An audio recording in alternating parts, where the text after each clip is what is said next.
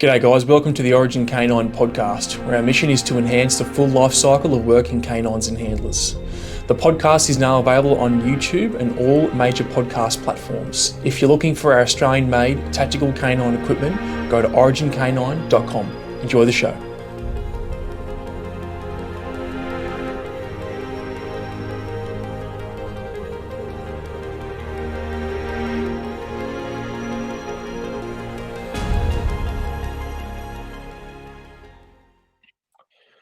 All right, g'day guys. Welcome to another episode of the Origin Canine podcast and now Origin Canine YouTube channel. Today's guest is Chris Ramirez. Now, Chris is a mate of mine. He obviously lives in the States. He was definitely not an Army Ranger. He was in Team Fieldcraft for a little while there, and he was in the 82nd Airborne Regiment.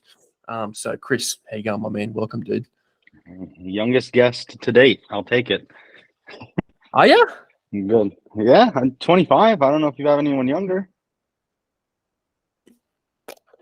Probably not, to be honest. Probably not, man. Yeah. Hey, I'll take it. I'll wear that badge.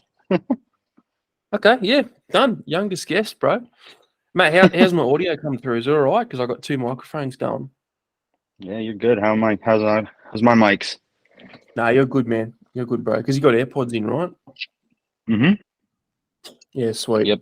And for anyone who's listening, not watching, Chris is dipping while we're doing this. So you'll see him occasionally, like, in the bottle. Dude, what's the guy, like, we were just talking about before we started, what's the guy with the dip? Like, it's a big thing over there. Yeah, I think it's just people who don't want to smoke but still want, like, tobacco. It doesn't do anything for me anymore, but it's a ritual thing at this point. And that's like the hardest thing to like quit of it is like you've built a routine around it, you know? So like in the morning on my way to work, I have a dip in. Like it's a ritual with it. So that's the hard part about getting off of this stuff now. Yeah. Dude, I did it wasn't the same, wasn't the same dip that you use where you like scoop it out and like pack it in. It was a few, I think it was in Afghanistan, I think. And they had these like little dip. It was almost like a little package. And then you put it in your teeth there. It was heinous, dude. It fucking made me vomit. Yeah. That was my first experience with it. Yeah, because it was like, it's tobacco poisoning, right? Like if you have too much, it fucks you up. I have no idea, but I did it the first time I did it was in the Army. And my squad leader had given it to me after an exercise, and I put in a little bit and I was fine. I was a little dizzy, and then he's like, "You're doing pretty good. Put some more." And that's where I messed up. That set me over the top. So I was throwing up on the side of a Bradley, so like a light tank that carries the infantry squad in the back, just all over it was a mess, man. Oh, dude, because it'd be like tobacco poisoning. You just fucking overload yourself and shit. All right. Hey, dude, we're gonna go back. We're gonna go back to when you were a kiddly-winkle. You're a kid, child. Not mate, too long tell ago. us about 25 years ago. Tell us about growing up, and how that led you to joining the military. I was born in '97. In New Mexico, and all my family moved to California shortly after me when I was like 2 or 3, so I don't really remember much of it. And that was really it. Like, school wasn't for me, and listening to all these podcasts, I realized that just about everyone's cut from that cloth. I don't know anyone who really excelled greatly in school. I wanted to ride my skateboard or bike around at the skate park. You know, school was an afterthought for sure. And that was from elementary school to probably high school. I didn't care for it. I was failing a lot of classes. Some classes were just easy, but I had no cares for it at all. From there, I was probably in my sophomore year. I started shooting a lot. And, I'm a kid, so I don't know how to tactfully, like, companies. Instagram was, a thing. And so I was just DMing companies, all the time, just, hey, you should sponsor me. And they're just like, oh, who are you? And then I took a big step and I DM'd Mike Glover, and I was just like, hey, you should sponsor me. And he's like, well, slow down. How about you tell me about yourself first? And I did. And that's when he was like, all right, cool. Well, you live here. Come out to a class and we'll go from there. So I went to the class, and, I shot my little heart out. I tried so hard. And after that, I was at every class he instructed all until I eventually enlisted. But that's where I kind of got a real taste for like what I wanted to do. I was just surrounded by that kind of environment after that with his friends. I wanted to join the Army, but I didn't know what I wanted to do. My stepdad was in the Army, my grandfather was in the Army, and they all had big influences on me. But surrounding myself with people like Mike Glover and all of his friends, I was like, I don't want to be a cook or, an MP, none of that. I want to be infantry or something more than that. And like chatting to Mike Glover,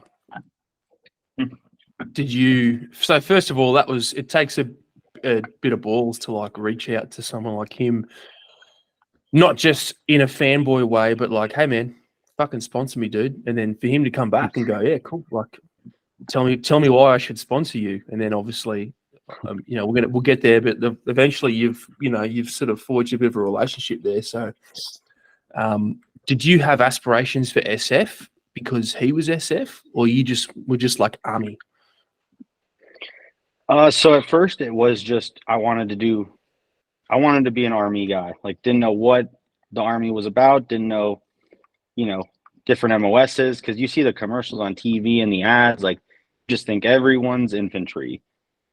And then I started hanging out with his friends and learning about all these different jobs, like Ranger Battalion, SF. And I was just like, yeah, I want to be SF, because that's who I surrounded myself with, was all of him, like whoever he had in the shop. And then telling like, some war stories. I'm just like, I want that life. Like, I want to do that. What year was this that you reached out to him? Probably 2014, 2015, because it was my junior year of high school, sophomore, junior year of high school. So yeah, I just hang out with him whenever I could, because he was 45 minutes away from where I lived at the time. So I would just like, at the time I was doing an internship. I was doing a college class for medical assisting. And so I would tell my boss, because it was my high school urgent care that I was working at or interning at, and then his little facility, I'd call out, be like, hey, I have a presentation due tomorrow, so I can't come in. Drive right past the urgent care, shoot or hang out, change into my scrubs on the way home. Mom never knew, because I was in scrubs when I came home. How was work?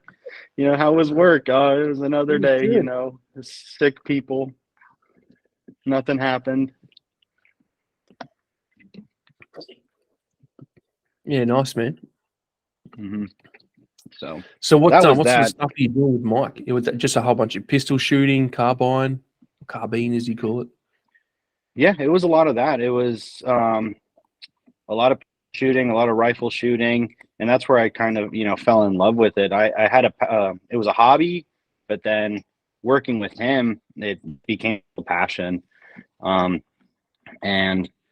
I skipped senior prom to go do a TCCC or a first aid class. Well, a tactical first aid class with a bunch of people, because it just happened to be the same day that my prom was. So blew that off. Did that instead. Yeah.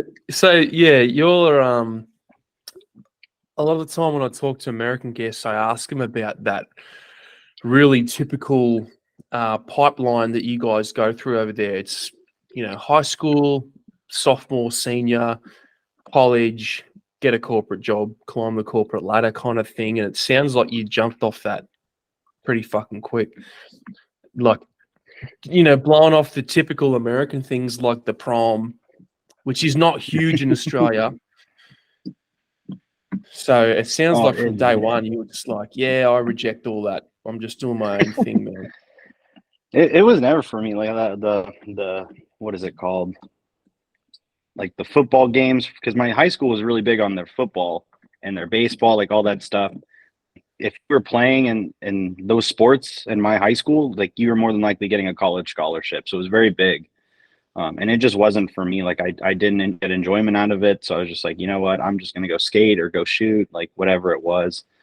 But none of it really was for me. I didn't mesh with that kind of lifestyle. Like it just wasn't for me. Is it So just I because just it was went, boring, or? it just wasn't mentally stimulating for me. Like it wasn't what I enjoyed. I guess like for me, like something, I have to get like mentally stimulated from it. Yeah, And man. none of that did it for me. Yeah, I think a lot of people are kind of the same. That, like you were saying, in our sort of professions, school's just a box you got to tick to get somewhere else that you're interested in. In some ways, it's really good because you're able to have a lot of foresight, and you're like, I know what I want.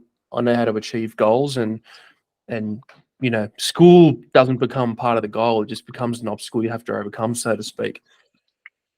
I mean, I kind of, Absolutely. without getting into like conspiracy sort of stuff, I think like, yeah, here we go. I'm not racist, but so the school system, right? I think it's like it's I don't think it encourages creativity or emotional intelligence or critical thinking. And I think that's why personally I was drawn to the humanities like English and history, because you can think a bit more as opposed to like maths and science and shit, which I fucking had no idea about. Did you find you were the same? Like, were you into history and those sort of things? Oh, I loved it. We had a class, military history. I took that class twice because I loved it so much. But I agree with you. And looking back, I wouldn't change a thing just because, out of fast forward 4 years out of high school, all the people I went to school with that graduated college were trying to find jobs. And I'm like, I've been living. Like you guys were doing X, and Z. I've been just living. I've been having a great time. Like I wouldn't change a thing. Yeah, 100%. I agree, mate. Yeah. And I mean, personally, the military was something that I wanted. And then in the end, it just became another part of the journey. And like, that's kind of where you are. And we'll get to that. But mate, tell me about like in those sort of days with Mike and hanging out with the team Fieldcraft kind of guys, did you end up getting that sponsorship? Uh, I, I mean, I worked with it. It was never really like, hey, you're sponsored. But every class I would be there. I would help because I've been to every class. I was able to start helping. You know, I knew what the curriculum was, and so I could almost be an assistant instructor to the classes.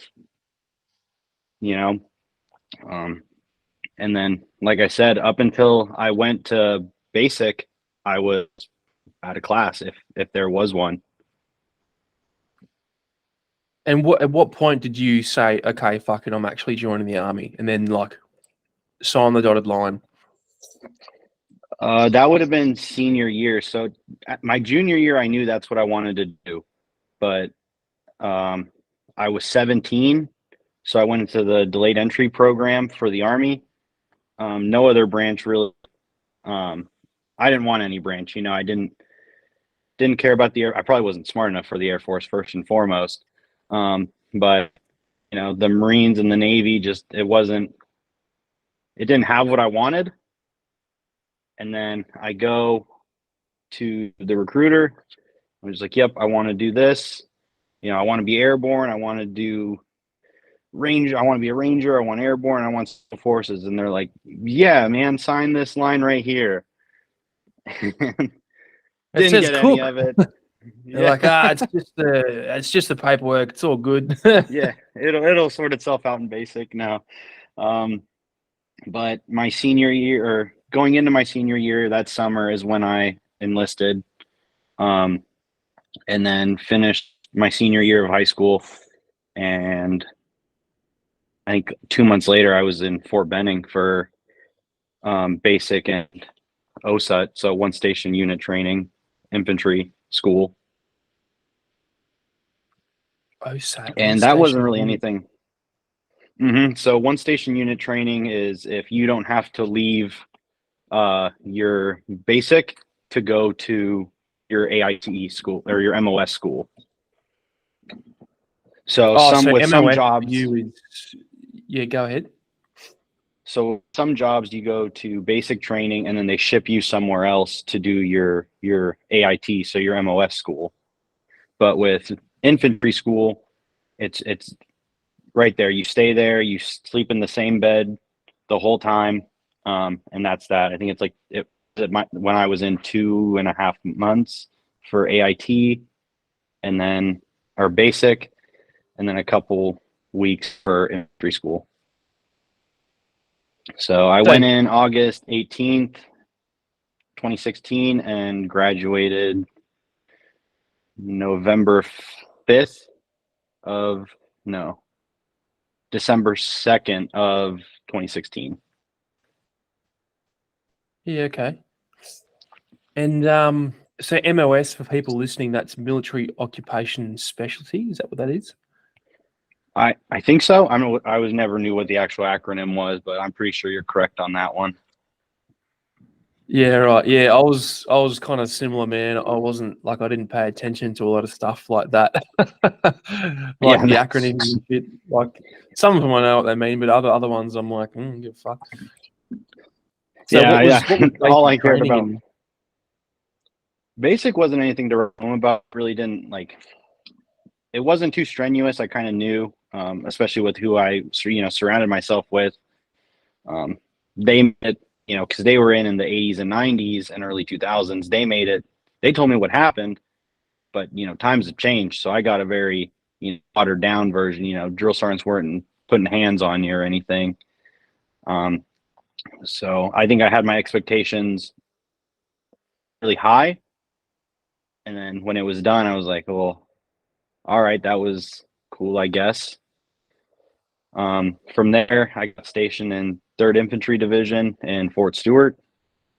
It's a mechanized unit, so tanks and Bradleys, and that's where my career starts.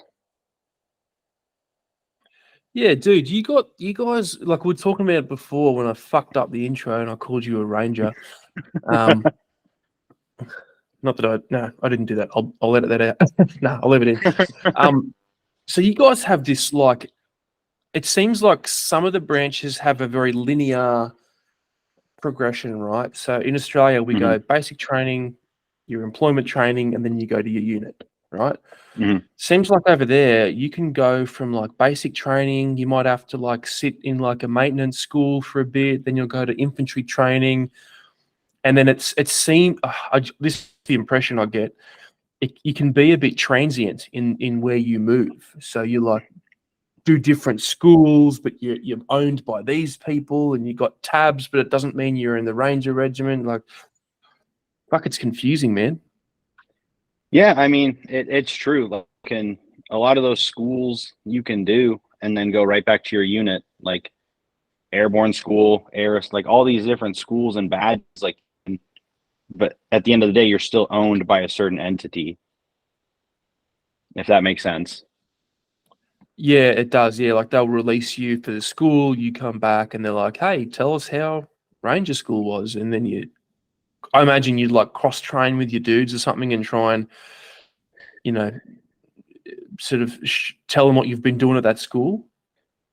Yeah, a little bit. I mean, the unit I went to, there was really no schools like that. It was more Bradley and mechanized vehicle focused.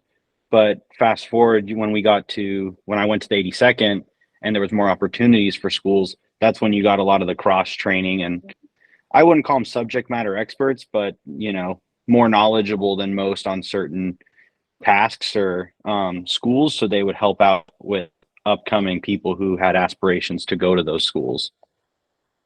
Yeah, okay, I get you. Yeah, still, it's an interesting model. You know what I mean? You go to these other qualify for these other units, so to speak, but you still remain where you are. So, yeah, it's not something we do in Australia. You might have like a SIG specialty. Like I did signals, for example. Don't ask me anything about it. I've fucking forgotten everything.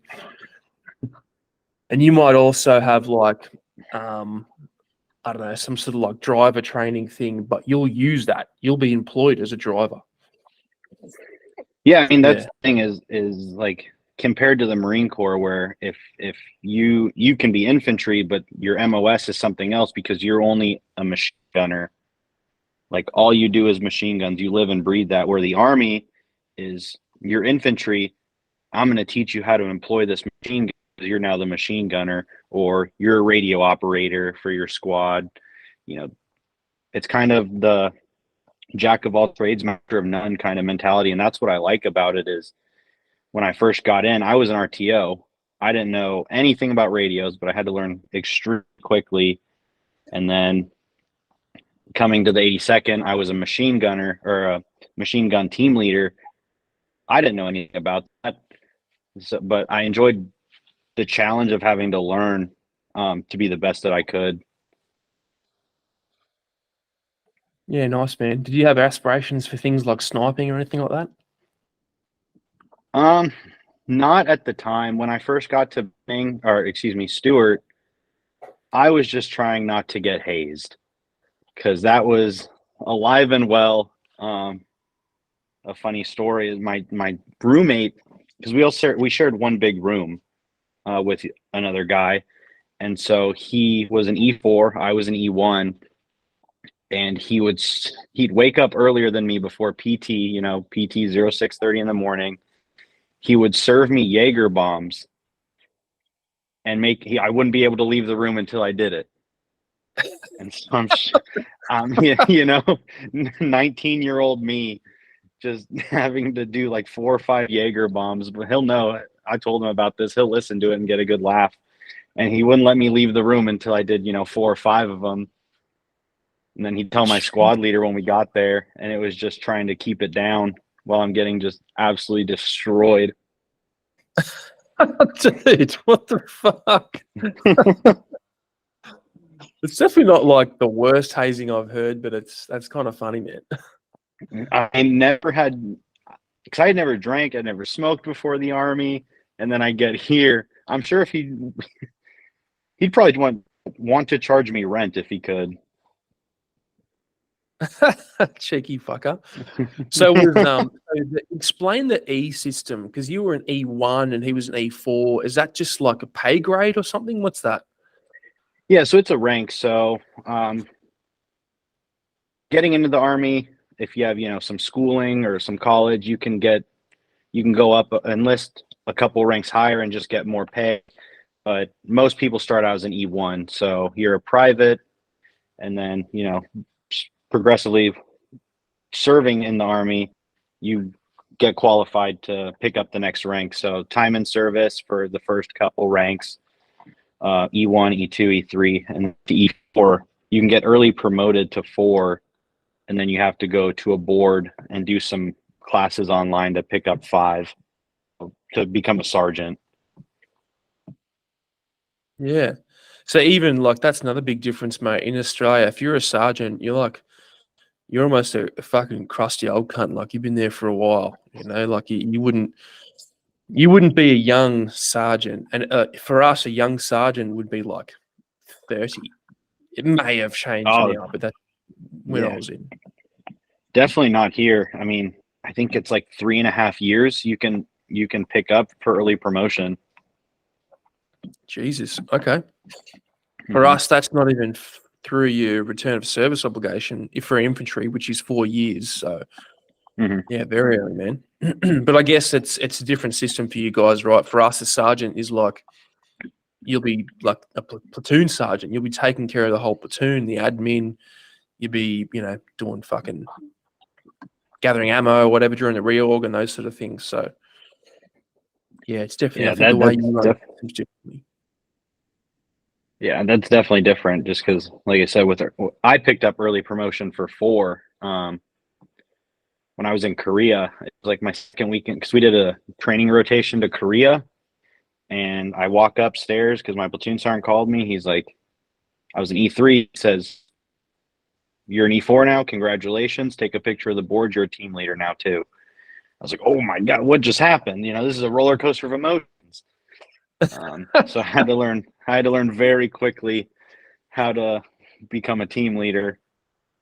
Um, but I had good examples of what to do, or what a good and bad team leader was, I'd like to say, because my first team leader was not the best at leading soldiers, but then over the next 2 years, I've seen phenomenal leadership. So I was like, yeah, I want to be like them, and that's what I tried to emulate moving forward. Was them. Yeah. Did you find that you probably learned better leadership lessons from the shit guys or the good guys? I think the shit guys, just because it was what not to do. You know, it was they didn't care. They were all, because no one respected them. So that was the thing, is they would hate you. They just didn't care because no one respected them. You know, but if you can gain the respect of your soldiers and subordinates, like, they'll go hell and back for you. So I try to just be really personal with them, and I found that was the best way to move forward with, was just being a good dude and caring. Because at the end of the day, like, the army's going to move on without you, but if you can leave an impact like that and actually care, like I said, soldiers will go to hell and back for you. Yeah, I agree, mate. That human factor, that emotional intelligence, goes a long way. It's, Mm-hmm. in my opinion, it's the most important thing you can have: interpersonal skills, communication, emotional intelligence. Yeah, man. Absolutely. Hey, dude, talk to me about your first deployment. And when I say deployment, again, this is another big difference. Sometimes you call deployment what we would call an exercise, and then sometimes you call deployment what we would call deployment, which is like operations. Yeah. So my first, well, it's a deployment. They call it a deployment. It was a training rotation, but it was to Korea, and I did that with the 3rd Infantry Division. But the experiences for that may vary. You can, what's the saying? It's like the quickest way to make 5 in Korea is going there in E6, just because it's super easy to get in, super easy in trouble, because it's a lot of freedom there. The drinking age is 18, so if you go far away from post, you know, you can grab some drinks with the boys. But experiences may vary. I had a phenomenal time there. I had some really good training. I did some subterranean warfare classes, and then I did some PSD for some generals there, and then ended up re-enlisting for airborne school and brag while I was there. So there's a little rule that says, if you're going to this school with a follow-on to a unit, if you don't receive orders to the unit within X days of going to the school, you can request a school. So there's only 4 airborne units in the Army. There's Alaska, Italy, Louisiana, and Bragg. I didn't want any of those. I wanted Bragg because I kind of had, it was like the fear of missing out. I knew all these dudes, Mike and all of his friends that would tell me war stories. I didn't get any of that my first 2.5 years. I didn't get a single one. And so I really felt like I was missing out and kind of just playing the role of a soldier and not really getting to do soldier things. The field exercises weren't stimulating enough. Like, it was just very cut and dry. Like, it wasn't what I expected. And Bragg was always deploying, so I was like, that's where I want to go. So I think it was 59 days came around, and I went into the council's office. He knew I wanted Bragg, and he's like, all right, I'll put in for it. puts in for it. 2 days later, I had orders to brag. So all I had to do was go through airborne school, and I had my golden ticket. Mate, tell us about Fort Bragg, right? I know what it is. I know who's there. For people listening that may not know what Fort Bragg is and the significance of Fort Bragg, can you give us the skinny? So Fort Bragg is home to one special forces, but then the whole division is airborne. So whether you're cooks, you're S1, your admin people, we're all airborne. And that's where I loved every second of it. The second I got here, I hit the ground running. We did training rotation, or field problems, and that's where I was like, yeah, this is where I'm supposed to be. Because I think my first training field problem was all shoot houses. That's all we did for 4 days was shoot houses. I'm like, oh yeah, this is what I want to be doing. And then on top of that, the 82nd is a IRB unit. So I think it's International Response something or other. So actually we're QRF for the whole world. And that each battalion gets a certain, we'll stay on a readiness level for X amount of days. So, one of them can only go 50 miles away from post. They have to always answer their phones. And, at the drop of a hat, we can be somewhere just like that. And I got a taste for that in 2019. 2019 New Year's Day. I was on holiday block leave in California when I shouldn't have been. And I woke up to my phone blowing. Yeah, woke up to my phone blowing up. And I get a FaceTime from my buddy. He's like, check the news. And I said, oh, I am so fucked. Because Iraqis were trying to storm the embassy. And so they were going to deploy people who were on IRB 1, which happened to be my battalion. So I'm surprised I didn't get stopped by TSA, because I got to the airport and I was cutting people in line, swearing up and down, like, I need to be in North Carolina like yesterday. So I brag finally, and I just sneaked to the back of the line for this equipment draw like nothing happened.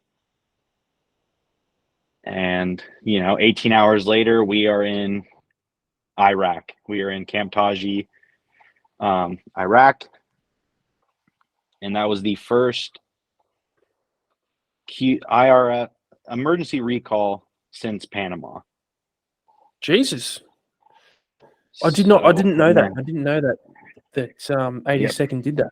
Mm-hmm. So we were the first emergency recall since Panama, and then once they found that button, they couldn't get enough of it. To go back, we didn't do much in Iraq, but it was still a good time. I finally got to deploy. I was like, I'm finally getting to do my job. Stepping off the plane, was really surreal, because all we heard last was they were trying to storm the embassy and they had just drone strike Soleimani, all in the matter of a day. So I was like, oh shit, we're going into a war zone. Step off a plane and there's this lady who's driving a cab with just huge boobs, and I'm just like, what is going on here? So what? Sorry to jump in. So Taji, right? There was some Aussies in Taji, Camp Taji. Were they still there when you were there? 2019? Oh, cool. Yep, we got to work with them. So, last about a week or two in Taji, there was really no mission for us, just because everything at the embassy had kind of cooled off a little bit. But the Army likes to do things very reactively. So got us there, but now we're there, you know, there's no job for us. The job kind of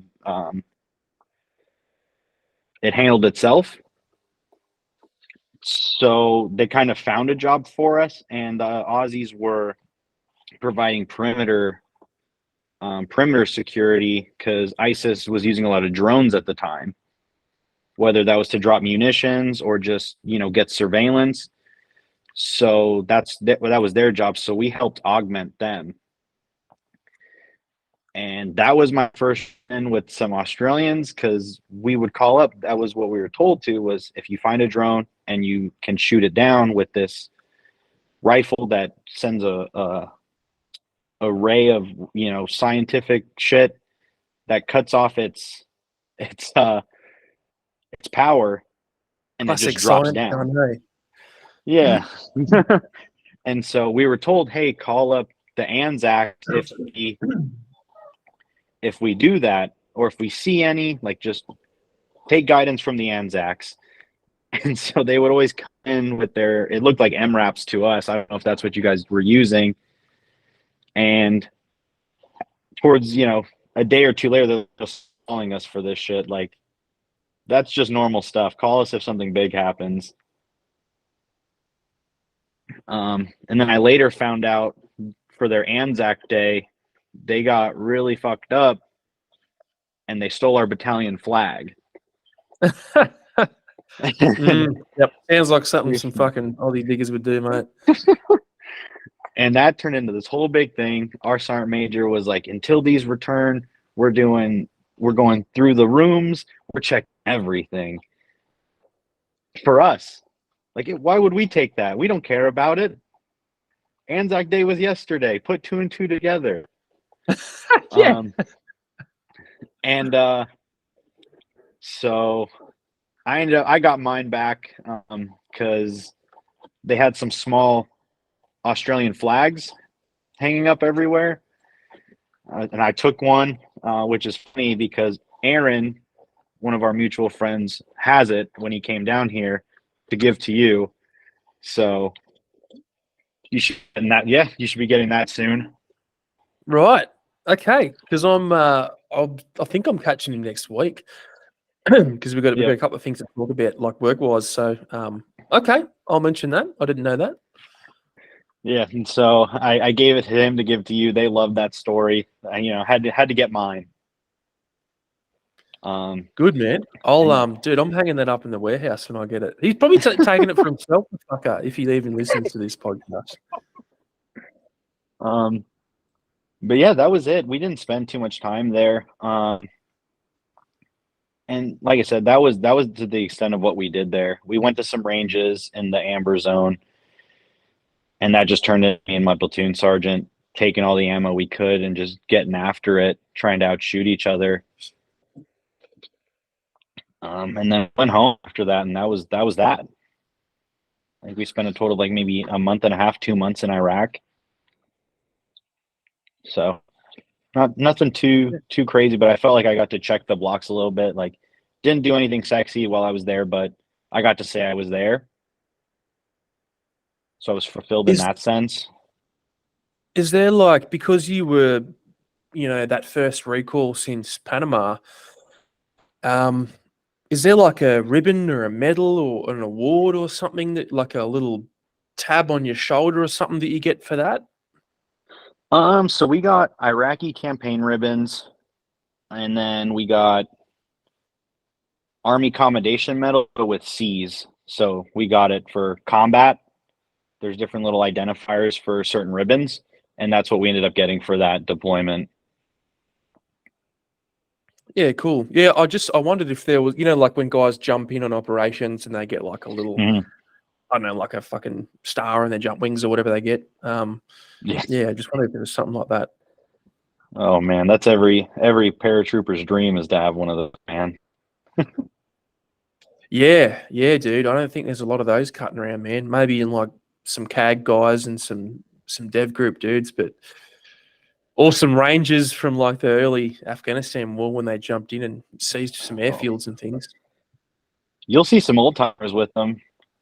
They're few and far between, but you'll see them every now and then. Got to do a little double take. Yeah. So, mate, what was it like coming back from that first deployment, albeit, a bit mundane in your eyes? What was it like coming home from that? So that whole period was kind of weird for me because we didn't. It was shortly became SOP that for deployments like that you don't take your phone. I understand why. It's just so there's not an influx of phone networking or whatever. I get it. It's for OPSEC purposes. So we didn't know coronavirus had started. Oh, yeah. Coming back in 2020, and what would that have been? Late February, early March.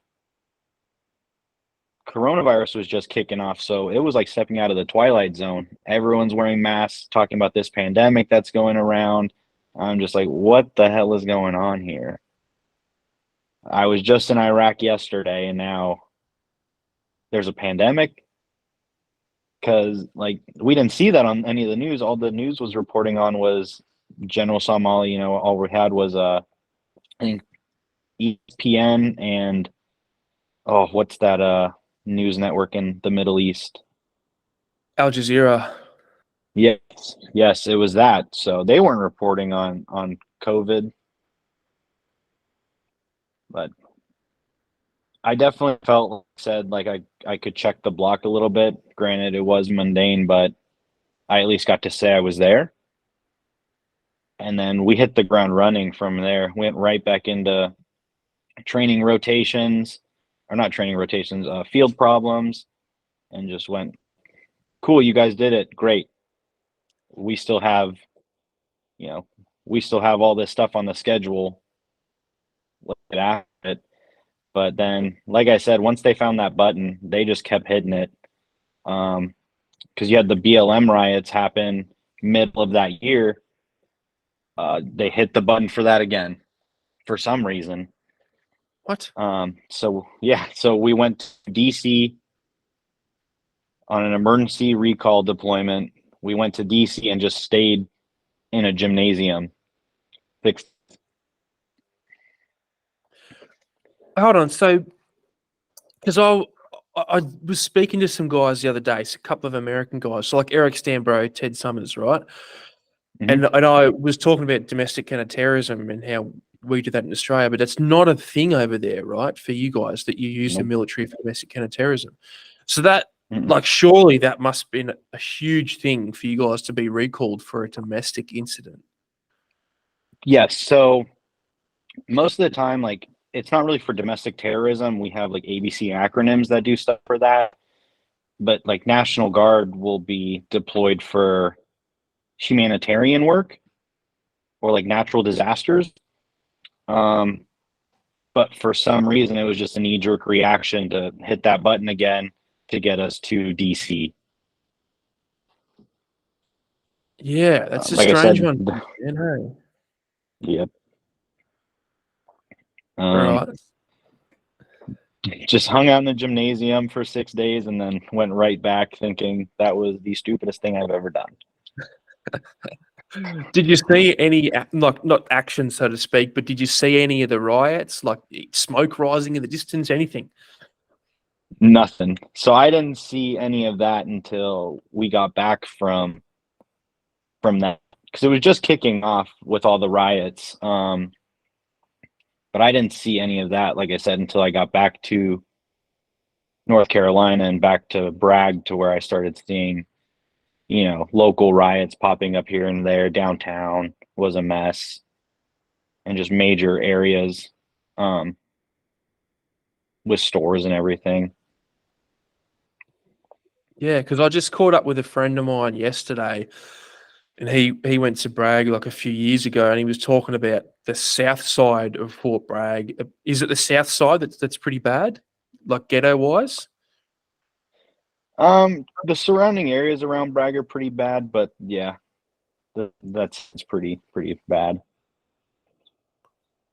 Yeah. So so obviously you guys, you've still got a lot of a lot of black guys in the army. Like, what's their take on this whole thing? Are they just like, yeah, Black Lives Matter, or are they just like, fucking hell, these fucking dudes rioting again? I mean, I can't speak for all of them, but at least the ones in our platoon thought it was really stupid. Um, like they understood that that's not the way to get your point across. Like, granted, it was a really bad thing that happened that triggered this event, but they knew the right and the wrong way to go about handling this situation, make their voices heard, and it wasn't that. And there was a curfew implemented. Command teams were like, hey, you have a right to protest. Like, if that's what you want to do, by all means do it, but there's going to be some guidelines here. So obviously not in uniform. Be respectful about how you do it, and like I said, curfew implemented. So if you're trying to protest, be back by 7 on post, because gates are shut down at 7. Interesting, man. Yeah, and then you guys had COVID was going on at the same time. What was that like? Doing COVID, doing army? Because I was out of the army when like COVID kicked off. I was just living in my house.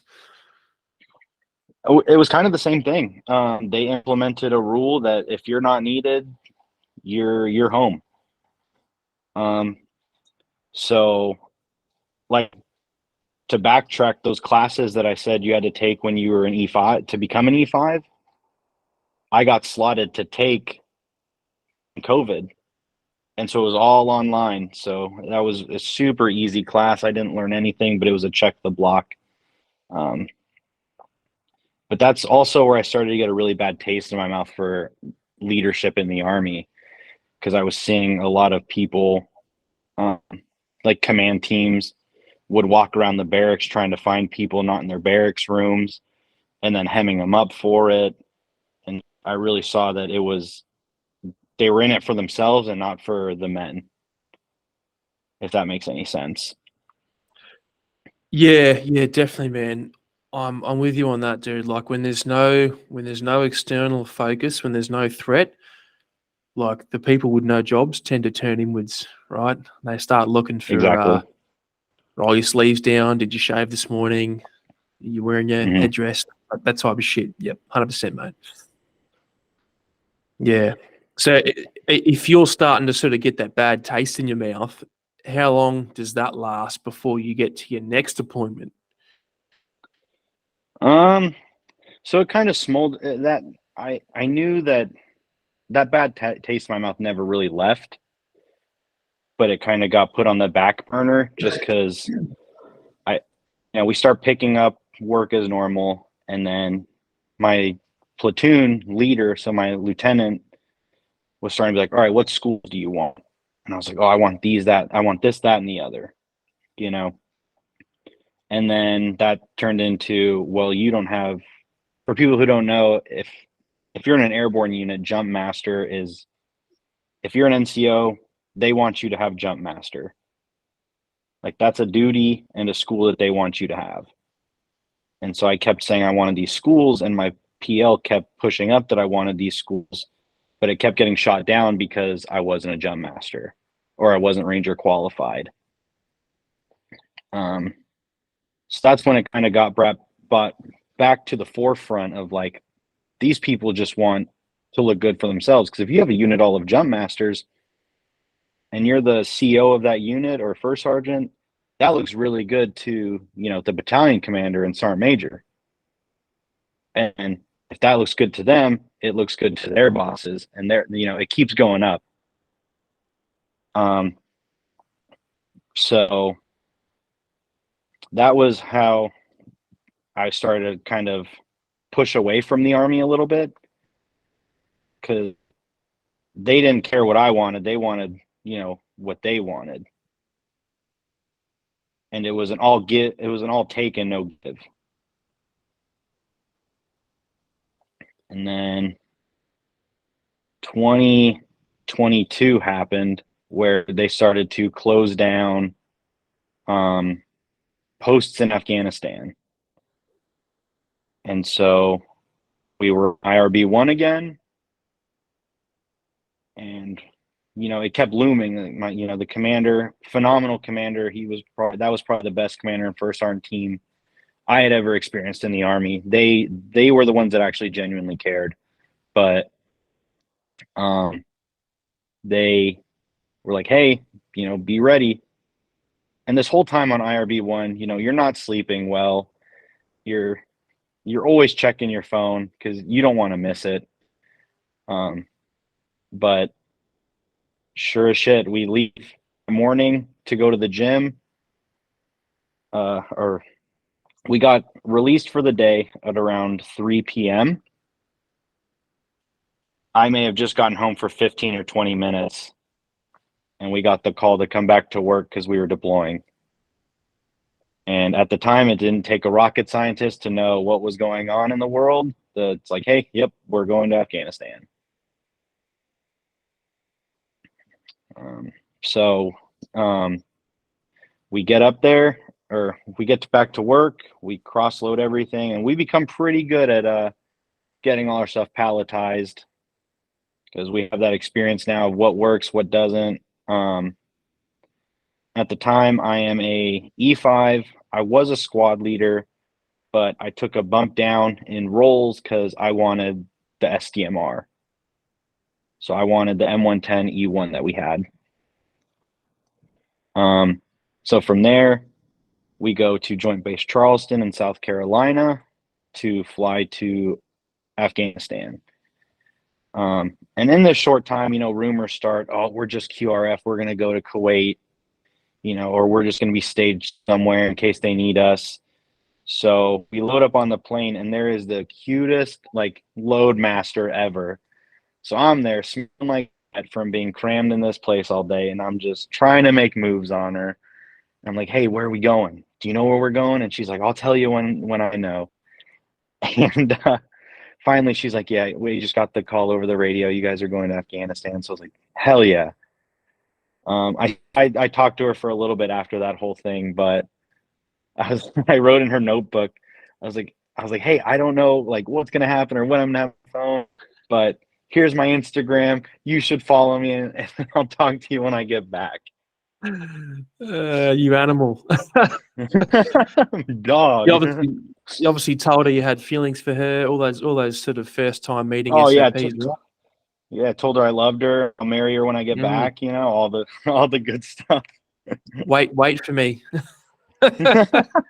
Promise you'll wait for me. And then she's like, promise you'll never die. You're like, I promise I'll never die. all the cliches.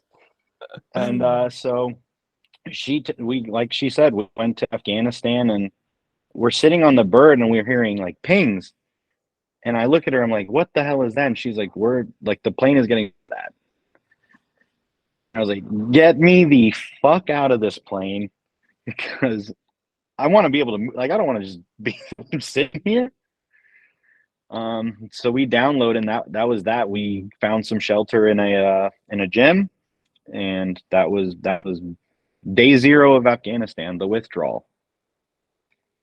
Shit. So you guys were getting brassed up as you were flying into Kabul? Mm-hmm. Fucking hell. Yep, that's hectic, man. Yeah, I asked her, like I said, we talked before, for a little while afterwards, and I was like, hey, was that actually, were we getting shot at? She's like, yeah, I think they had to do a layover somewhere just to make sure that the plane could fly back to the States. So they flew to Turkey or Kuwait, somewhere in that Middle Eastern area, just to make sure that the plane wasn't damaged enough to fly all the way back to the States. Jesus. What's that? Are you shitting yourself on the plane going I've got no control over this. I just sit here, and if we land, we land. If we crash, then I can't do anything about it. What's that? What's going through your head? So we're on the flight line. We have landed. But it was a matter of are we getting hit so much that we need to take off again and fuck off to somewhere else? I think they were just going to make a decision in that point in time, and that's what was taking so long. But all the dudes were just just let me get out of this thing. I don't want to be in here. Like, I can't do anything. I'm just in a tin. But like, we eventually got out after some decisions were made, and they flew off. Wow. So I you were, think she actually ended up getting an award, because when we left, there were people, because you've seen the videos of them storming the flight line. That was yeah. happening that night. Not to the extent of like the next day, which is all where all the videos came from, but there were people trying. So she got an award for I think she like pulled her pistol out or something and pointed it at somebody. And so they wrote it, the award, as like she defended the aircraft and the people on the aircraft. So good for her, you know. Yeah. And you guys obviously stayed in touch after that, right? Short for a little bit, you know, kind of smoldered out, but for a little bit. She probably listens to Origin Canine podcasts. I mean, probably. So if she's out there, reach out, say good day to Chris. Yeah. Oh, But that's cool, man. That's intense, dude. So the next day was those videos of the dudes like falling off the planes and stuff. that was the next day. So all the videos you see of Kabul, where people are, you know, running towards the aircrafts and hanging on and falling off, that was the next day for me. You know, I wasn't on the airfield. They sent my platoon to the Afghan army, like part of Kabul, because they had their own little compound. Um, so they sent us there because there was an unoccupied part of the gate, because there's a road that surrounds the Kabul airfield for like vehicles and everything, but somehow or another, civilians were able to access that road, and there was a hole in the Afghan army side of it that they found people were trying to sneak in through. So they sent my platoon to cover down on that side of the airfield, and then my role in that was, because I had my SDMR. So it's essentially a 7.62 version of an M4, right? So I can reach out and touch a little bit better.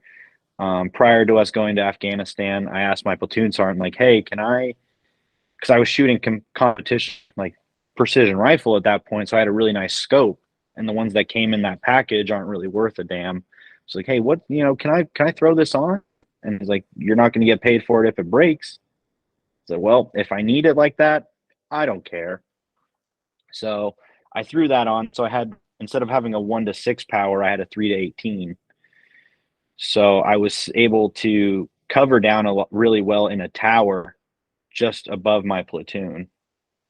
So I could see every single person that was walking to my platoon, because that was my job, essentially, was to make sure no one was bringing anything funky or carrying anything suspicious to my platoon.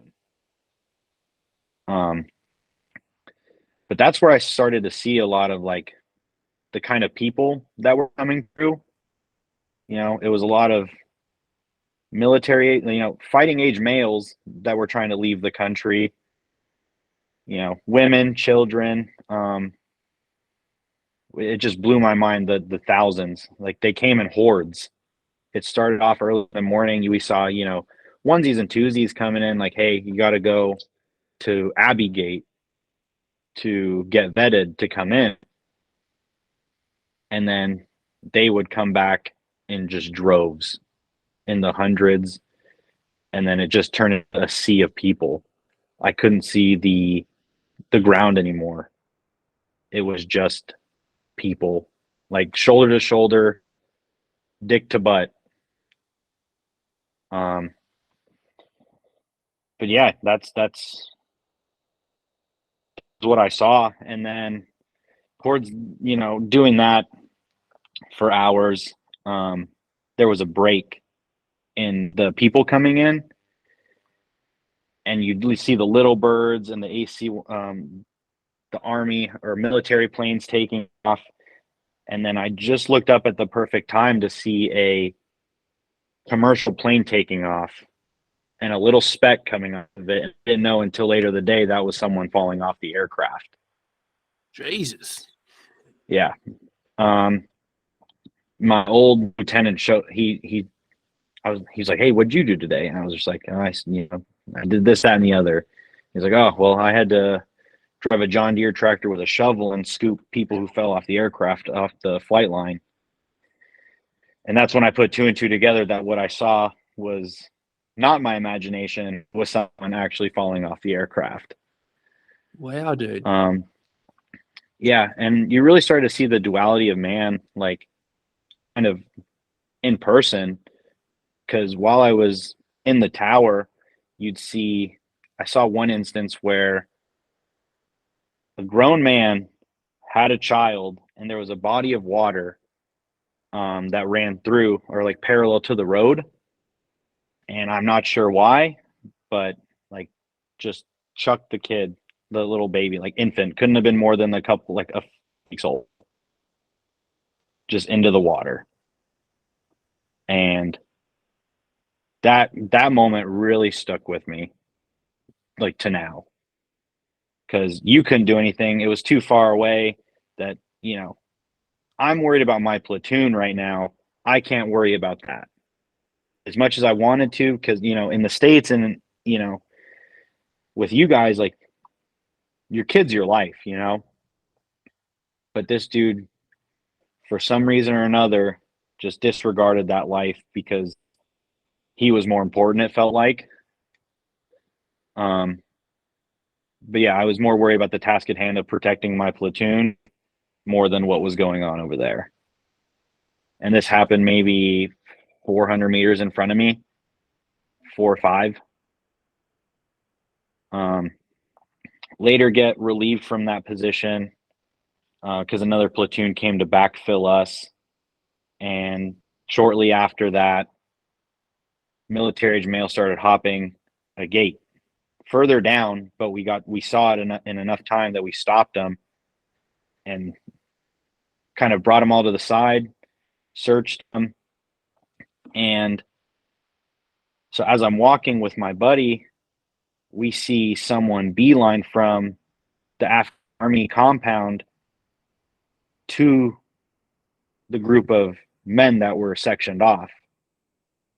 And so we drive down on him and tell him to stop, because he had this green bag. He had this military duffel bag, green, and it was filled to the brim. It was stuffed. And so we told him to, drop the bag. And then my buddy's pulling security on him. And we kind of looked at each other, kind of having the same interpretation of what was about to happen. And talked about it later at a bar once we got back. It was like, yeah, I thought that was going to blow up. I thought that was some sort of explosive device, and that's why he was running so fast at our guys that had cordoned that group of people off. So I open it, I'm thinking, well, this is it. At least, get to go out with a bang and with my buddy. Because he gave me that look, gave me that nod, and we kind of both made peace with it. So I cut it open, and he was trying to smuggle M4s that the ANA had to somewhere.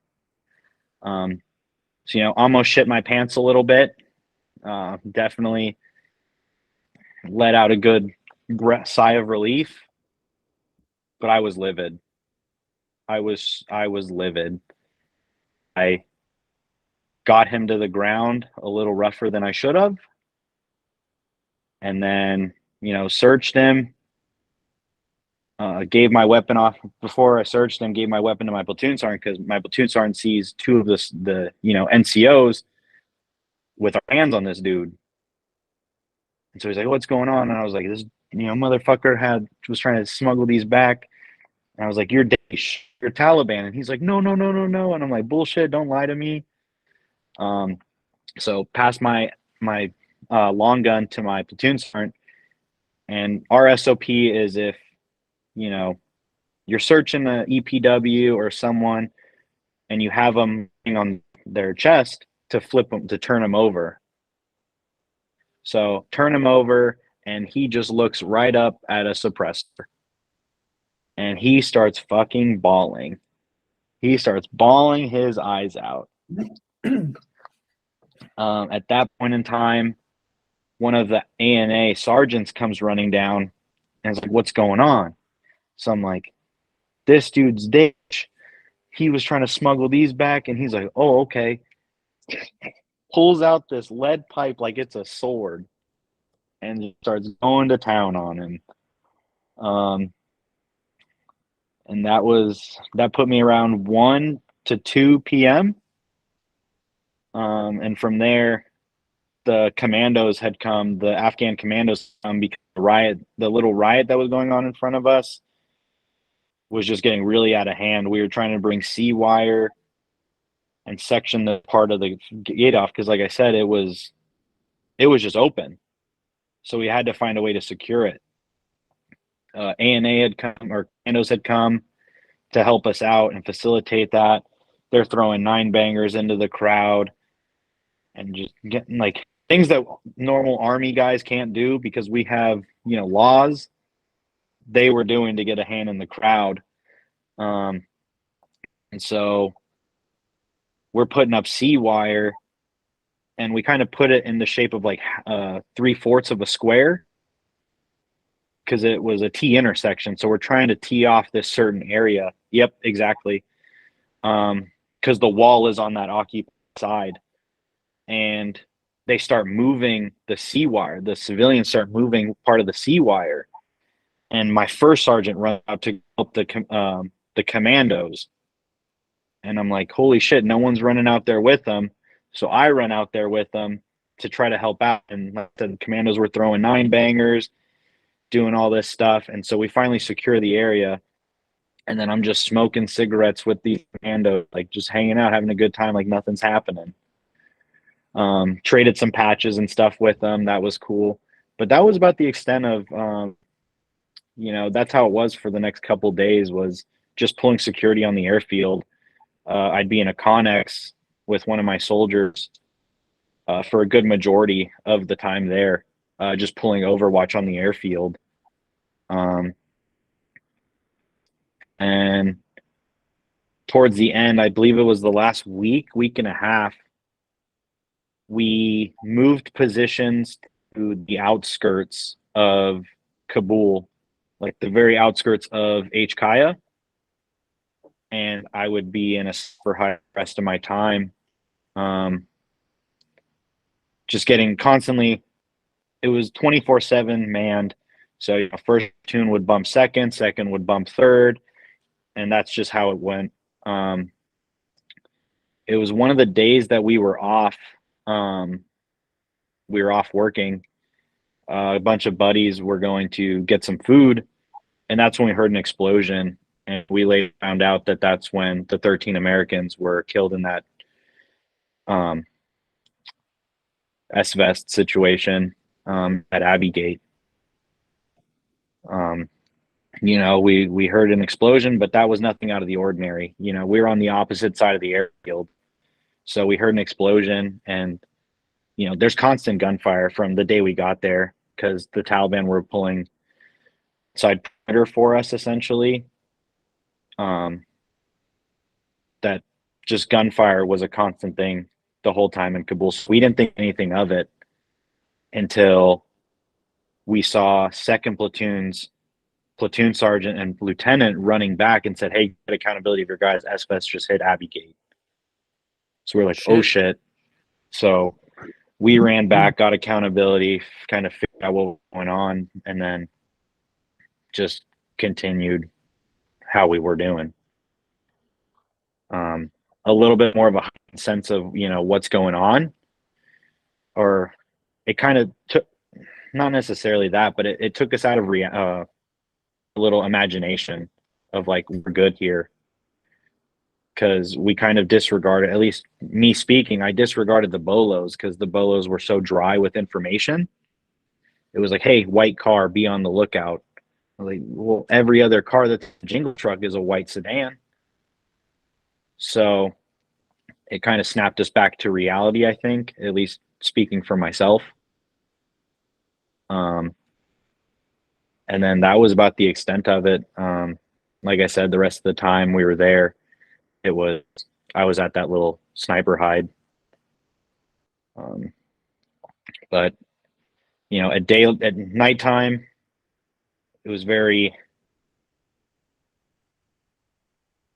dead, but there were still people like trying to get your attention that they had, like they would like flash a little visa or whatever. But at night is when you'd start seeing the Taliban pulling like coverage on the roads. And that was just a really weird feeling because, essentially for my whole life, 9/11 happened in 2001. I was 4 years old. So I've always known that, the Taliban are bad people. I've, seen the videos online. And then now I'm so close to them. I'm close enough, sight of their eyes because they're 30, 40 feet away from this little hide that I'm in. I could see there was a little Taliban headquarters that we were briefed on, and you could see this big flag flying. Like, it was just a very weird, surreal feeling to be a part of. But at the end of the day, once that was done, it was a really cool feeling, even though it still wasn't the direct action kind of stuff that the people I grew up, with them mentoring me were talking about. It was just really cool to be a part of like closing their chapter. Like, now we shared, it might not have been in Ranger Regiment or Special Forces, but we all shared that common, experience of being in Afghanistan. And I got to be kind of bringing it full circle of closing that chapter of Afghanistan, where, 8 years ago, these dudes were telling me their stories of Afghanistan, and now I was part of the last people to be in Afghanistan. Yeah, man. Yeah, like you said, almost like a closing of the end of a chapter, closing the book. So what's that like feeling? Did you feel somewhat validated at that point? You were like, yeah, it may not have been exactly what you wanted, but it was something, and you were there, and you were involved in it. It's part of history. Is that a good feeling, or? Yeah, I felt very fulfilled. Like I said, I didn't get the schools that I wanted or anything like that, but I got to essentially be a part of history. The global war on terror has been going on for longer than I've been alive, and then I finally got to close that chapter of that book. I felt like I could get out of the Army tomorrow and be happy with what I did. Yeah, got you, man. Mate, before we get into the rest of the deployment, post-deployment, post-military, we'll have a quick break so we can go both take a piss. Let's But yeah, do it. we'll have a quick pause here, man, and then we'll come back and we'll get on to the next part of your life, dude. That's a good segue. Good little break. Right, let's get amongst it. All right, guys, welcome back to the Origin Canine podcast and Origin Canine, a YouTube channel. Still here sitting with Chris. All right, mate, let's rip back into it, dude. So before the break, we were talking about when you were in Afghanistan, you're in Kabul, and you're just watching this place just fucking turn to shit. Like watching the Taliban, fucking dude throwing his kid in the river, and just crazy shit going on. And obviously we're up to the part where 13 of your people in a suicide bomb attack at Abbey Gate. Mate, run us through what that's like when you know that American lives have been lost. So that kind of, like I said, brought us back to reality. Like, we all did a bunch of training. Like, we kind of had this false sense of bravado where we were invincible, right? And then that happens, and it gut check. Like, granted, I didn't know anyone that was hit in the in the blast, but it brought us back to reality 100%. Like, we knew that now they're getting that close that they can touch us. And with how many people are coming in, there's a vetting process, but with how many people, there's people that could slip through the cracks easily. So it kind of kept us very on our toes more than we already were. But yeah, it just kind of humbled us and was a big, huge gut check. Yeah, and is that at that point, are you then deciding like I'm going to start calling home and speaking to some people, or are you still on pretty tight OPSEC? Like you don't have phones and that type of stuff. So the commander did have a phone. That's where you'll see the pictures that I'm going to give to you were taken from. And we could call him if we wanted to, but I didn't like doing that. I liked, even in Iraq, I called home I didn't call home very often just because I like to stay in that kind of like focus. I like to I want to deal with whatever bullshit was happening at home. I just wanted to be really target focused on what's going on at hand. I didn't need the outside influence like, hey, we miss you, or X, Y, and Z is having health issues. Like, I didn't want to deal with that. Yeah. I wanted to just focus on what was going on at home, at the task at hand. So I didn't call home once in Afghanistan. I Facebook messaged my mom a little here and there in Iraq, but Afghanistan, I was just very target focused on what was going on. And I just think that was because Iraq was very, like, granted, it's Iraq, but at the time and where we were, it was very low threat. But Afghanistan, like, things were happening so often that I just didn't want to get out of the headspace I was in.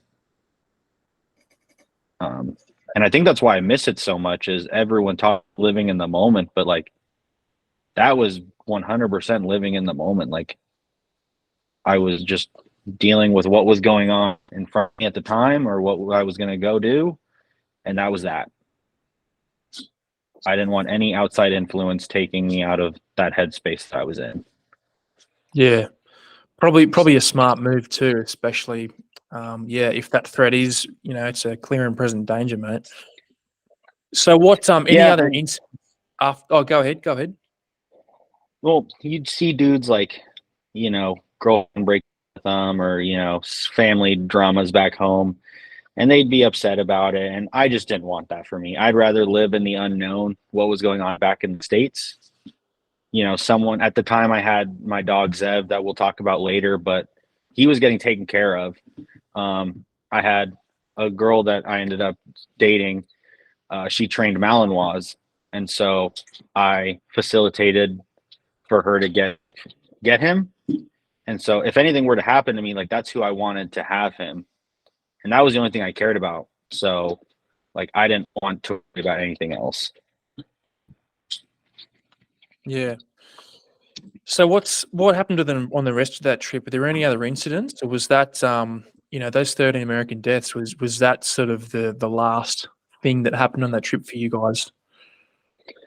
That was the last major thing. That was, like, everything else was, like I said, I was in a sniper hide the rest of the time, providing, overwatch for my platoon. The last day we were there, we were kind of told, like, hey, once we call this over the net, we all have areas of responsibility to kind of decommission. And then from there, we got we got, the word came over the radio. We were in charge of decommissioning a part of the terminal. We did that. And then from there,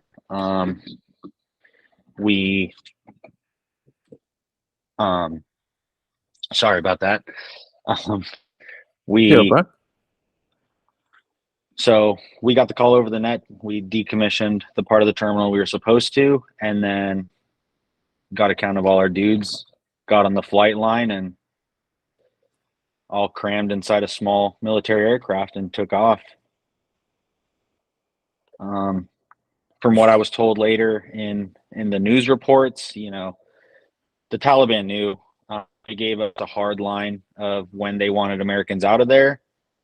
And from there, I think we did a day early, but they had already, the news reported saying that they took over the second we left. There was some mortar attack on our side of our field when we took off, but that was another thing that was kind of wild to see is because we were living, we had access to TVs, but not many channels. And we always liked watching the news because when it's nighttime in Afghanistan, it's daytime in America, and they're reporting on everything we did that day. So that was kind of a wild experience to see is we're getting like we're seeing it live in front of us. We're done for the day. And then we're seeing it broadcasted to people back in the States of like essentially what we did that day. But yeah, that was that. We took off and we're in Kuwait for a little bit, just waiting to go home.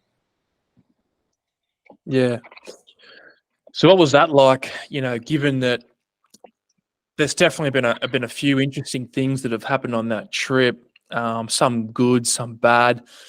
What's that like getting home from a trip like that? How was the decompression, so to speak? So I didn't handle it well at all. Cause all especially like the kid getting thrown into the river and like 0 to 100 in the matter of a few hours. Kyle Morgan, a dude that just recently got out of CAG, was on a Sean Ryan podcast, and that's when it really made sense. Is when he talks about him going on a deployment like that was similar.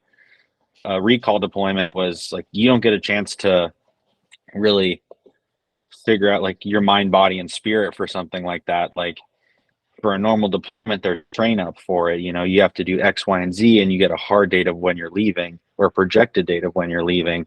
Whereas something like this, you're constantly on edge. And then, 20 hours prior to me seeing all of this stuff, I was home. I was with my dog. I was with dudes at work, just doing a normal day.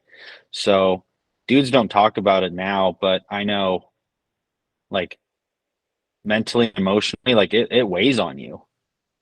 And I didn't start seeing the symptoms of that until, later on, but it was definitely hard to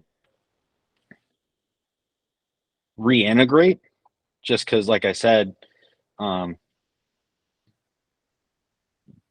hours before seeing that, I was home and it's no notice. So getting back home, I kind of just isolated. Like we continued work, we got a couple days off, but continued work like normal.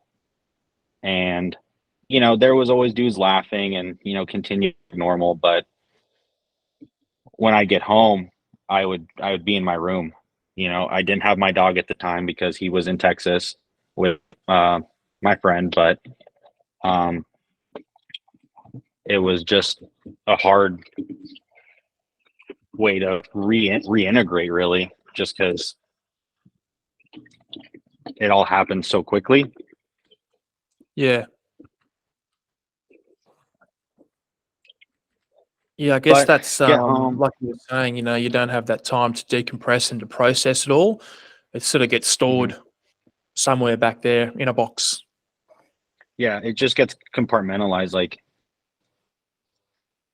there's no way to like you can mentally prepare. You can you can know that you're on this recall status, and you can know that what's happening in the news, like it's only a matter of time, but it's the unknown.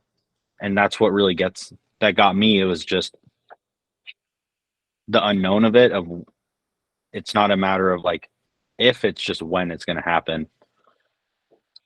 So experiencing all that and then just continuing life like normal is a really weird experience. Just because of those factors. Yeah. And when you're talking about symptoms, like what sort of stuff is going on? Because you're still in at the time, right? When all this is going on, Mhm. what sort of symptoms are you having? And does that Does it show up at work for you, or is it just outside work, something you're hiding from people? So we got back in probably in September, right? And I had a hard time being around crowds for a little while. I was just very on edge and didn't like going out. Um, like I said, I'd just isolate in my room. I'd go get food and go right back to my room. I'd go, and I really enjoyed being at work because I shared the same, like, I enjoyed the people that I worked with. And so that was like where I found peace, really. And then, you know, my buddy killed himself after he got out. I had known him for, since I was a private. We were good friends. He was in Ranger Regiment and I was not. He'd always give me shit about being deployed. And so I kind of just felt like a piece of shit because we stopped talking, and I wish I could have told him these stories. And that's when it all kind of hit me like a train, like all these emotions, just because like I felt like I wasn't a good friend to him because we kind of stopped talking all that much. And, back when we were like really good friends, he'd always give me shit for not deploying and not being in Ranger Regiment. And then, it was the regret, and then all that, it kind of just hit me all at once. Mate, this friend of yours, sorry to hear that too, man. That's unfortunately that's not uncommon. Hey, this friend of yours, dude, is he an African American dude? Mm-mm. No? Okay. Yeah, I remember there was a little while ago you shared a couple of stories of an African American guy that had taken his own life. Mate, talk us through your friend. Like, who was he, and how that affected you, dude. So I had dealt with friends in the military like committing suicide. Like, it wasn't uncommon, but I think it was because he was such a good friend to me early on. And with life, he got out. He's doing amazing things as a cop in the civilian side. Like, we just lost connection. And, my buddy calls me and he's like, "Hey man, like Austin killed himself." And that broke me. Like, that was, like I said, it all hit me at once. All the feelings that I've been compressing from Afghanistan, and that just all at once, like, that broke me. And that turned into a real downward spiral for a good probably 6 months to 8 months of just heavy drinking, not talking to anybody, not telling people how I was doing. And people at work knew, and I can't fault them for it. Like, I had friends of mine like, "Hey, are you okay?" "Yeah, I'm good." Because I felt like it was my burden to bear, and I didn't need them to kind of know me like that. And I was kind of just scared because going back to Afghanistan is we had to send people back who had gone to behavioral health. Like, we couldn't take them. So I didn't want to miss out on anything else. But yeah, I wasn't dealing with it well. And around May of 2022 was kind of where I was just done. There came a point where I wasn't showing up to work, but work was okay with it. And I said, I can't fault them for it, because I think that was when they knew I was going through some stuff.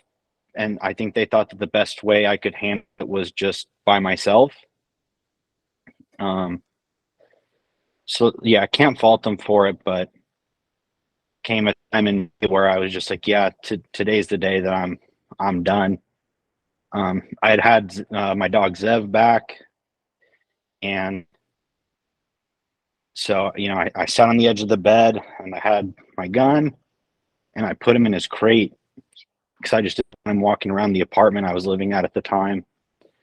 And I don't know if he knew what was going on, but the dude immediately just pisses shit in his crate. Like he didn't, yeah, he didn't have any like issues being created, but he must have known what was going on, that I was in a bad place, because just immediately just pisses and shits. And I was like, well, I don't know who's going to find me, but I don't want this dude in here for I don't know how long, a crate of his own piss and shit. So I let him out and just jumps on me. And so, yeah, he must have known what was going on, because he just fucking bear hugged me, took me to the ground, and gave me all the affection. And so I didn't do it, like, but that was when I was going to. But I'm glad you. I'm glad you didn't, dude. Yeah, that mate, the suicide thing, dude. Like you got me, you got me going. But yeah, like it was a slow progression, getting better, and I think that's what, it's not a fix it, and it's not going to get better overnight. It's one of those things that, like, even now, like, almost a year, it's not fixed, but it's not where I was. And getting out of the Army in August, I kind of lost a sense of purpose. And so the hardest part was finding a new sense of purpose. And that's what I struggled with the most, was kind of reintegrating into society, because that's all I've known since I was 18 was Army. And there just comes a day and you don't play Army anymore. And that's when Nick and Aaron came, and I had a little, it sparked a passion that was kind of there, but it was more of a hobby with training Zev. And then they ignited it, but I was still kind of going through it at the same time. And driving to work, I drive about an hour and a half to work. And there were days when, the thought in my mind would be just hit this semi coming at you. You're already going 80, they're going 80. Just drive in oncoming traffic and you'll be good. It'll be like that. And then I slowly start taking to work every day. And I've yet to have that thought. So that's when I started to realize that training him was going to be my passion from here on out. Like, I just want to give him the best life and do whatever I can and train him to do X, Y, and Z. And that was going to be what I later would fall in love with. It was like, this dude gave me a second chance at life. Like, I'm going to give him the best life I possibly can from here on out.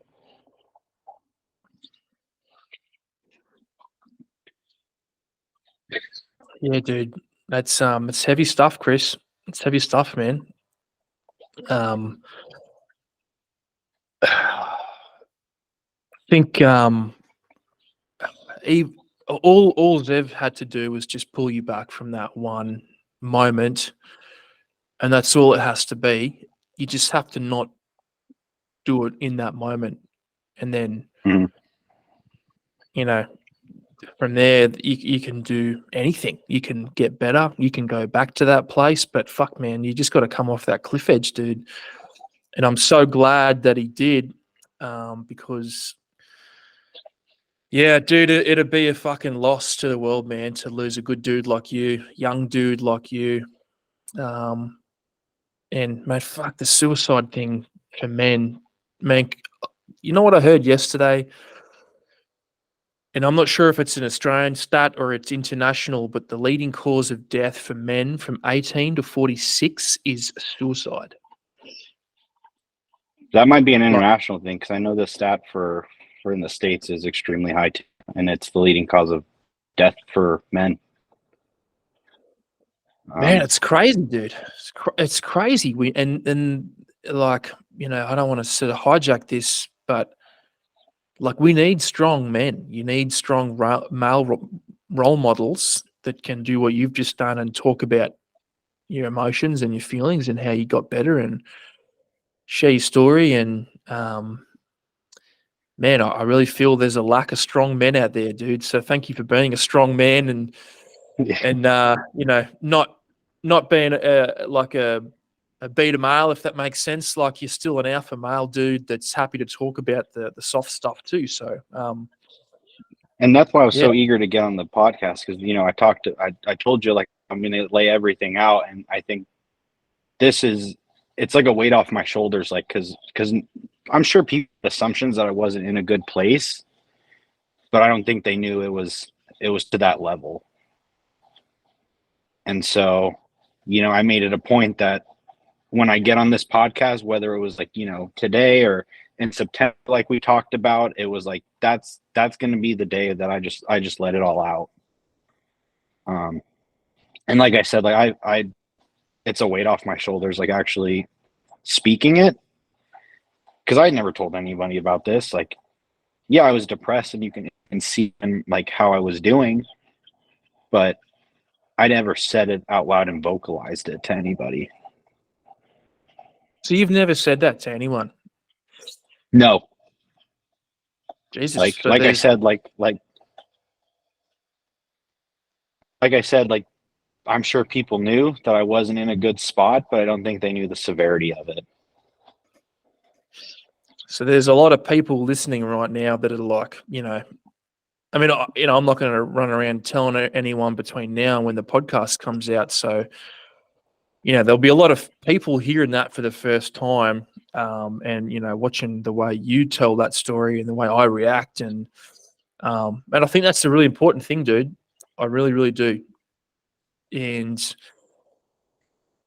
mate, that's one of the biggest reasons I started the podcast was, not specifically for mental health and suicide stuff, but tell people's story and then other people can mirror and reflect that and then sort of, I don't know, have permission to tell their own story and feel their own emotions, if that makes sense.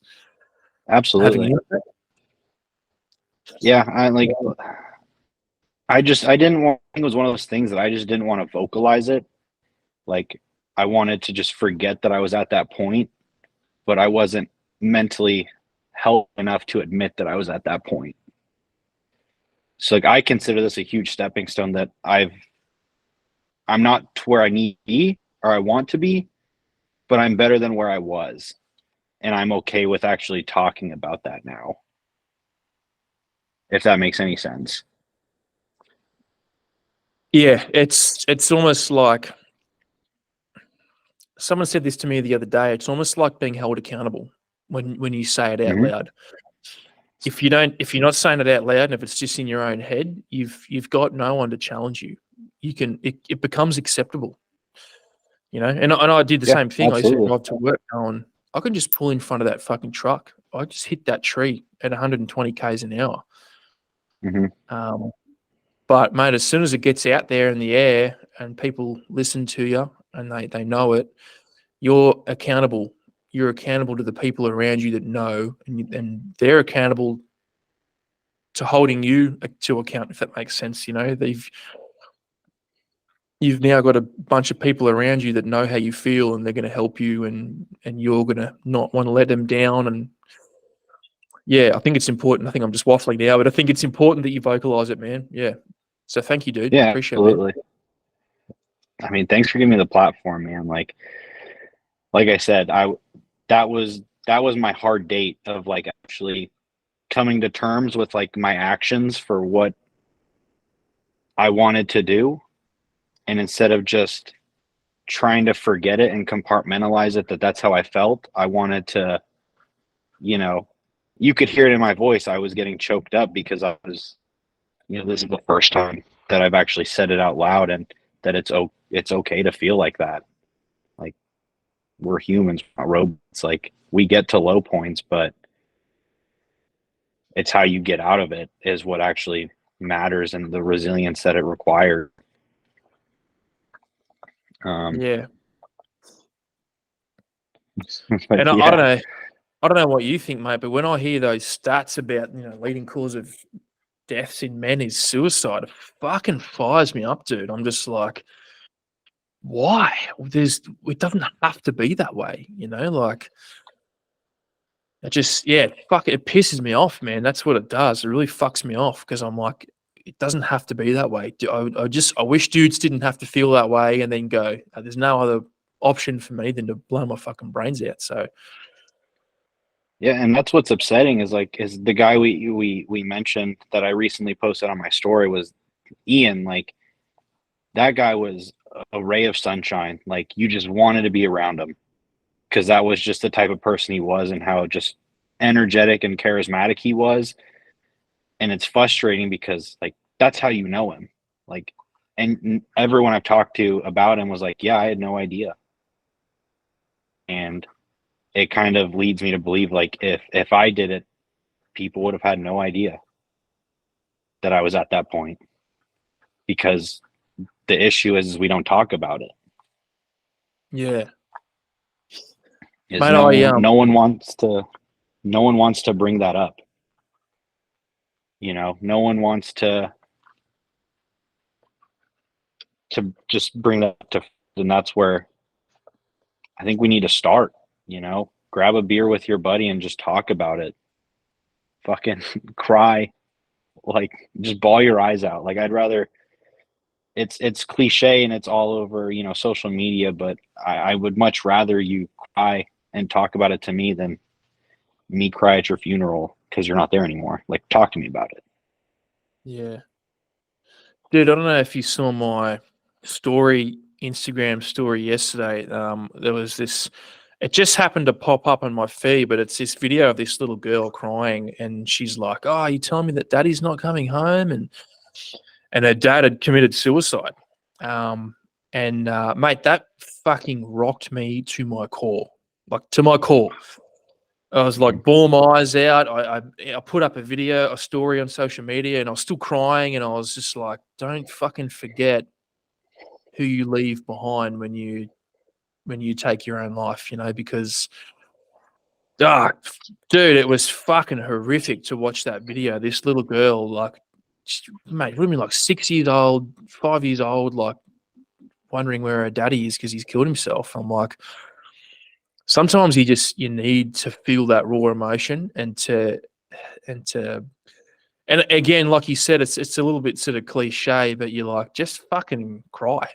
Like, you know what I mean? Like, it's True. It's almost like a way to deal with it, because we've all got emotion in us, and you and I are no different. And like, I don't want to be one of those guys that's like talks about crying all the time, but I think it's an important thing, dude. Like, if you can just let a bit of emotion out, like take a bit out of that cup, fuck, you'll feel so much better, man. That helped me process that yesterday watching that video. So yeah, I saw that. It was the first, because you pop up like on the stories first, and I saw it and just woke up, and I was already getting emotional. I was like, this motherfucker, like, just rocks me. This just rocks me the second I wake up. All right, but it's very true. Like, it's just people need to see that, and like I don't even have kids, but it made me think of like my little brother that I have. It made me think of all these other people that, yeah, I don't have kids, but that's not the focus of the video. It's who that guy left behind.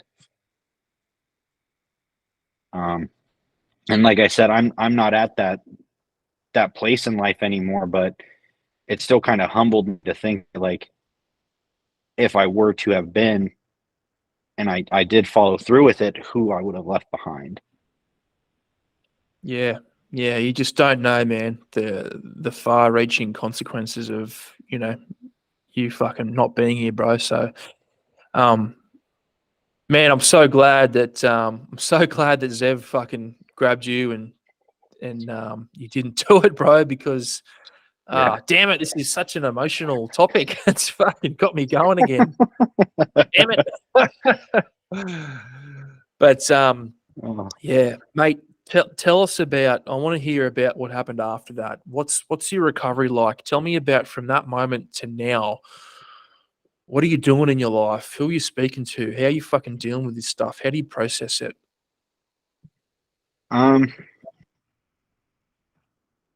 That's a great question. I mean, it's a daily battle, and I think that's what people tend to forget, don't like about it is it's not you take this one medication or you talk to this person once and you're cured. Like mental health is it's a long road to recovery, and I think I just needed a routine, and I've found it.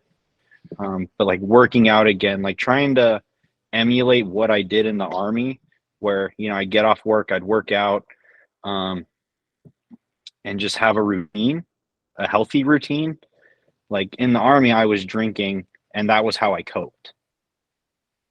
Like if I didn't want to feel the way I felt, I drank till I couldn't feel it all.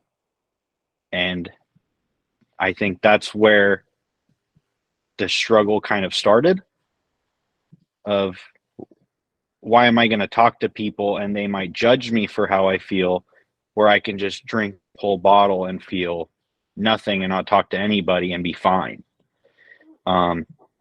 So I kind of looked at that and I didn't want to go back to that. So I didn't cut out drinking altogether, but I cut out drinking at level.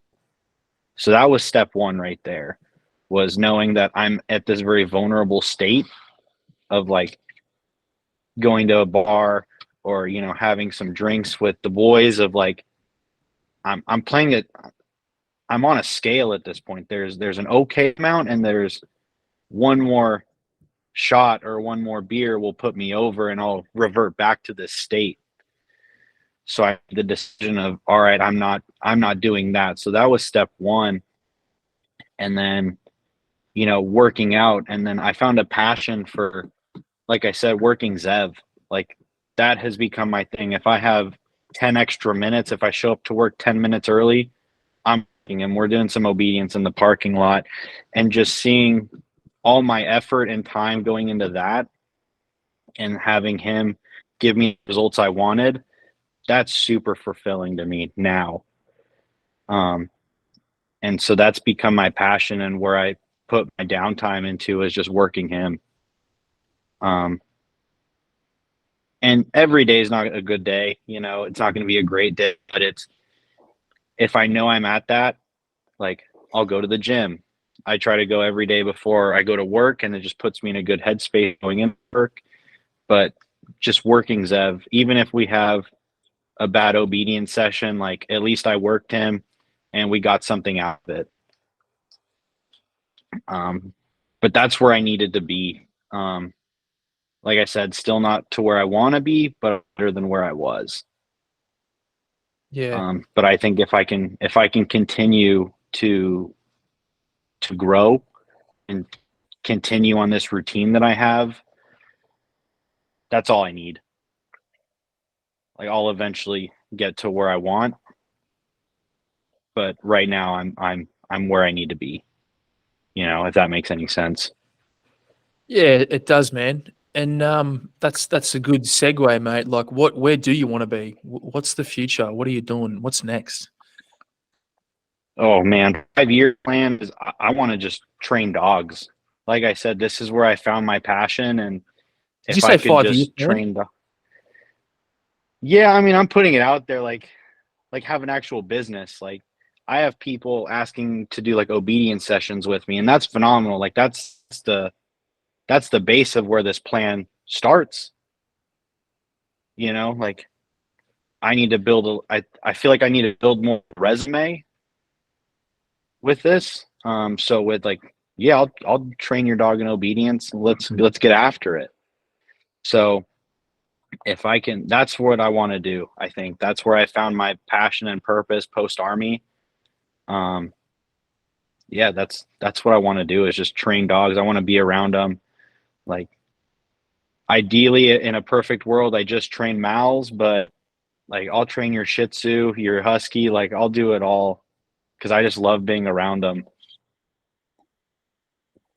That's good, man. That's so good, dude. And the reason I was laughing at your 5-year plan is because, is that like an army thing for you? Because in the Australian Army, we sit down and we have a 5-year like career progression plan? Is that an army thing, or you just went 5 years? Yeah, it has to be, because like we have a thing where we call like short-term plans and long-term plans. And so like it's like what's your short-term goals? And that's something that can be achieved like in the month or like before the year ends, whatever time hack it is, but it's close. And then, your 3 to 5 year plan. Yeah, okay, gotcha. So it must be something I picked up in the army and just didn't know until now. That's good though, man. Like I think that's one of those things that from the army that is probably it's a worthwhile thing to have, is a 5 year plan. Like I've got it's up on my board over there. I've got 12-year, 3-year, and 5-year plans, and a 10-year plan as well. So yeah, has that helped you, like in terms of your recovery and feeling better about yourself and moving on? Is having a fucking goal to strive for? Absolutely. I think, and that helped mend the gap, is because like right now, I love the job that I work at. I work at OP Tactical. It's this really like, all the Gucci gear that you could ever dream of being an operator or just a random dude. Like we have it. So I love being around it, that I could give, because I bought from there when I was a private. So I feel like I can give back a little bit, but it's not where I want to do, it's not where I want to be. But having that goal, like this is what I want to do, helped kind of get me back to my zero of strive for this, because I don't want to work at a normal job, like a 9 to 5 forever. It was Yeah. a good job it's a great job to have, like prior to getting out. It's all, retired dudes who were in the Army or the Marine Corps, and then got out, but it's not where I want to be. But it was a good way to mend the gap from Army life to civilian life. Is it OP or OB tactical? OP Tactical. Gotcha. OP tactical. I'm just looking for it on Instagram. I was going to have a look-see. Oh yeah, you'll spend a lot of money there. It's great. Yeah, okay. Yeah, awesome, dude. Awesome. And in terms of like your training journey with Zev, what's like your methodology? You sort of doing a lot of clicker stuff, or is it ball? And who are you? Who's your mentors? Who are you learning from? So that's where I lucked out, especially just getting into it, because it was gifted to me. So it was one day a friend of mine hit me up and was like, "Hey, do you want a Malinois?" Like I've always wanted one. The girlfriend at the time that I was dating, like, didn't want one. We break up, and it just happened so perfectly. Like the next week, she's like, "Hey, do you want a Malinois?" And I was like, "I can't afford that." And she's like, "No, like it's free. He's yours if you want it." So I lucked out having like Eric from Coastline Canine, or other dudes who I had Good already dude. followed previously. Oh, phenomenal dude. But like I would DM him and be like, "Hey, what do I do with this? How do I do that?" And Eric, being the solid dude, like I have no problem giving him a shout out. I repost his stuff all the time just because he's helped so much. He was so keen on helping me. And then now, like back then, I couldn't get the mark down with the clicker. It was too much. He was way too wiry. He didn't care about the clicker. I'm doing a lot of food marking, and we're doing a lot of like toys for rewards, like tugs, balls on strings, like all that stuff. But I really want to get him like PSA certified, like level 1, level 2. And I want to start doing some like detection work with him, just because I've had like, this has become my passion. I want to learn, like, so I could eventually teach it at some point, but I'm at the point where I just want to learn. Like when Mick and Aaron came down and I facilitated them meeting a large metropolitan area's senior handler, and they were talking about tracking and lost me. I had no idea what they were talking about, but I was listening because it was so interesting to me. So I just want to learn. I'm at that point where just show me everything. But yeah, that I just want to learn. Yeah, that's a good place to be, mate. You've got to stay hungry. You've got to stay curious. You've got to keep learning. Always a student.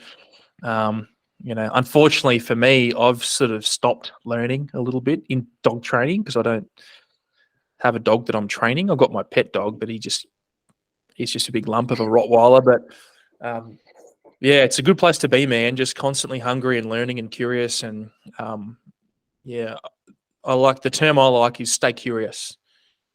Mm-hmm. So if you're always curious, you'll question things, you'll learn things, you'll be open. Hey, dude, if somebody wants to get in touch with you after this potty, where are they going to find you? Instagram. I try to keep the little numbers that tell me how many messages on zero. So I will more than likely respond to you, but it's Chris_Team Fieldcraft. But yeah, any questions you got or anything, just feel free to DM me and I'll answer you. Legend, dude. Mate, got anything, any parting shots you want to throw at my audience, mate? What do you got? Or your audience rather, because your mates will be listening as well. Not really. I mean, just if you're ever in the situation that I was in, like talk to somebody, like talk to me. I'll listen. I'll talk to you. Like, don't let yourself get to where I was. But yeah, that's about it. It's a solid message, man. Hey, it's a funny one. You kind of like, you want to bash dudes over the head. You're like, how many times do I have to fucking tell you to talk to someone? Like, yeah, just talk to someone. So, hey, Chris, dude, man, from me and my audience, mate, thank you for coming on the podcast, bro. And especially for making me cry, you fucking dog. But, mate, sharing your story, bro, especially because you've never told anyone that before. So I appreciate it, man. And I'm sure the people listening appreciate it because most of the DMs I get from the podcast is about that mental health stuff. I was in this place. I was thinking about that. I lost a friend to suicide. Thanks for sharing your story, that type of stuff. So, yeah, man, thank you, dude. I really appreciate it, brother.